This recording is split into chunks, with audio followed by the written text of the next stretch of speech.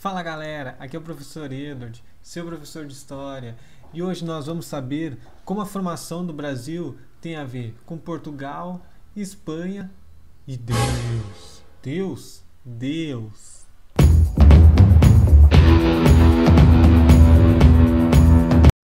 O fim da Idade Média, que eu falei para vocês lá na aula de revisão, ele é marcado por dois acontecimentos, pelo Renascimento e pela Reforma Protestante.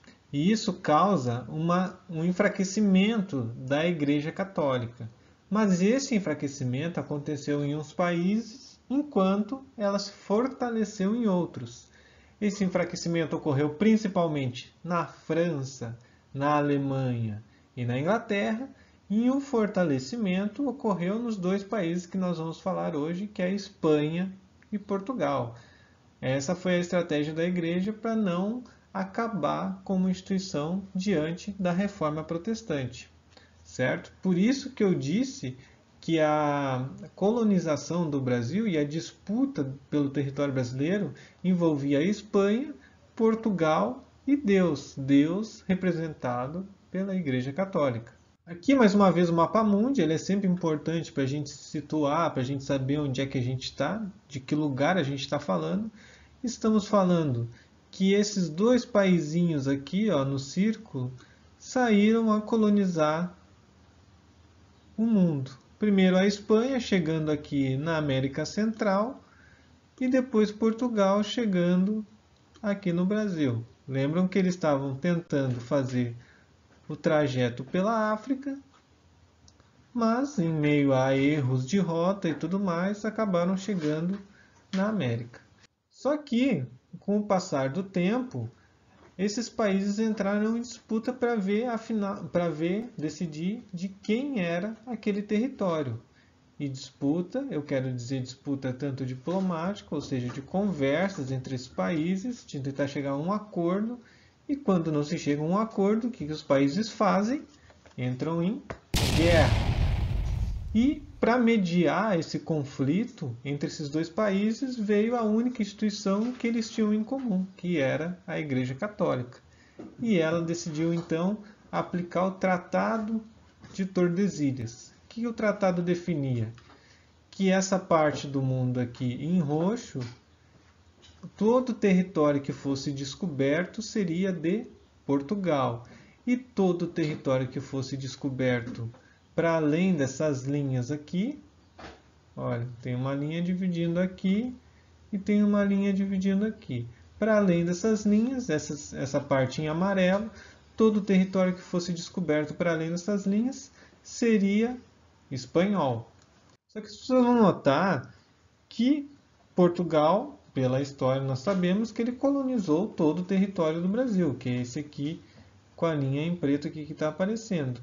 Mas aqui nesse mapa, pela linha de Tordesilhas, pelo Tratado de Tordesilhas, vocês percebem que a maior parte do Brasil, inclusive o Rio Grande do Sul aqui embaixo, era originalmente da Espanha. Como é que Portugal conseguiu esse resto de território aqui para ele? Conseguiu invadindo. Foi invadindo, fazendo as chamadas bandeiras, que eram feitas por bandeirantes. Bandeirantes eram expedicionários, eram aventureiros que iam entrando, procurando minérios, procurando ouro, procurando terras, perseguindo indígenas para fazer de escravos. E na medida que eles iam avançando, iam aumentando naturalmente o território de Portugal. E a Espanha também não se preocupou muito no momento inicial, lá por 1500, 1600, em ocupar esse território que originalmente era dela. Então facilitou também a vida de Portugal. A Espanha se preocupou mais com essa região mais para cima aqui, que é onde fica hoje o Peru e o Chile, que é onde tinham as maiores reservas de ouro, de minérios. E também essa região aqui de baixo, que era a saída que eles tinham para o oceano, que é onde hoje é o Uruguai e a Argentina. Essa parte aqui do interior do Brasil eles não ocuparam e deixaram um caminho livre para Portugal. Só que quando descobriram que nesse interior do Brasil também tinha muitos minérios, a Espanha começou a guerrear novamente com Portugal. e isso fez com que eles fizessem outros tratados e cada vez mais Portugal ia conquistando territórios até chegarem no Tratado de Madrid, em 1750, ou seja, 200 anos praticamente depois do Tratado de Tordesilhas, eles finalmente fizeram um tratado que definiu as fronteiras do Brasil como elas são hoje. Certo? Então essa disputa entre Espanha e Portugal e a mediação da igreja não foi uma coisa resolvida facilmente. Foi resolvida através de 200 anos de brigas, de discussões, de guerras, de muitas mortes, de invasões dos bandeirantes. E aí os espanhóis construíam fortes para defender, e fortes e fortalezas para defender a parte do território que era seu. Enfim, várias confusões, mas que no fim Portugal levou vantagem e conseguiu definir o território do Brasil. Por sua vez, Portugal instalou o que nós chamamos de uma colônia de exploração no Brasil, que é aquela coisa que eu expliquei no último vídeo para vocês, da relação metrópole-colônia.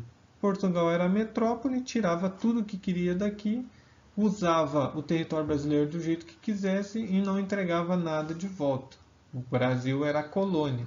Isso é uma colonização de exploração. Existiu outro tipo de colonização, que foi feita mais para cima, lá onde hoje é os Estados Unidos e o Canadá principalmente, que é uma colonização de povoamento. Ou seja, tu coloca as pessoas lá para povoar, para dizer que o território é teu, e deixa elas viverem ali, se desenvolverem, formarem uma sociedade, e só depois que essa sociedade se desenvolve bem é que tu começa a cobrar coisas dela, impostos, mercadorias, etc. Isso é uma das explicações porque os Estados Unidos se desenvolveu muito mais que o Brasil ao longo de vários anos. Essa é uma das explicações, não é a única, mas influencia bastante. Então vamos à atividade dessa semana. São 5 questõezinhas para vocês lá no Google Forms. Quem foi o mediador das disputas entre Espanha e Portugal pela terra? Falei no começo do vídeo, representa Deus. Qual era o interesse da Igreja Católica nas grandes navegações? Também está lá no texto. Qual a diferença entre colônia de exploração e colônia de povoamento? Acabei de falar, está no texto também. O que definiu o Tratado de Tordesilhas? O que definia essa linha aí? Ela dividiu o que entre esses dois países? E por fim, a questão 5 ali. Esse é o Brasil de acordo com o Tratado de Tordesilhas. Então aqui temos o mapa do Brasil. Segundo o tratado, o Rio Grande do Sul pertenceria a qual país? Então vocês vão comparar o mapa atual do Brasil com esse mapa aí e vão ver de que parte fica o Rio Grande do Sul. Isso é importante, não é aleatório. Isso define muito que a nossa cultura, por que a nossa cultura aqui do Rio Grande do Sul é um pouco diferente do resto do Brasil e é mais próxima dos nossos países vizinhos, como a Argentina e o Uruguai. Então é isso, pessoal. Todas as atividades lá no Google Forms, no Google Formulários. E ficou com dúvida? Passa um zap, certo? Tchau, tchau.